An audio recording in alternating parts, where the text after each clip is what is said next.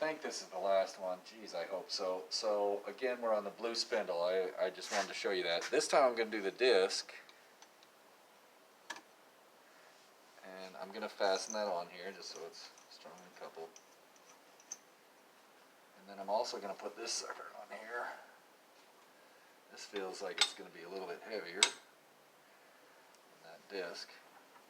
And so now, again, still using our old friend 19.9. And then you ready to hit this, Angus? Yeah. All right.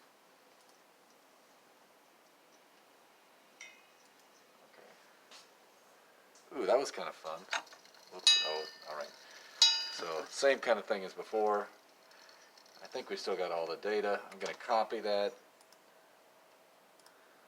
I'm going to stick it right here. I'm going to color code this one blue. And then maybe I'll spread these out a little bit so you can see them. And then I'll make sure you get this data table somehow. Let's get rid of this too.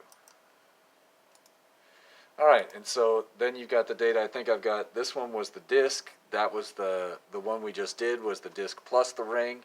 So hopefully from this information you can make your own plots and figure out the moment of inertia of these two objects and compare them to the predicted values. So then you're doing some of it, but you didn't have to do every single plot. That's it.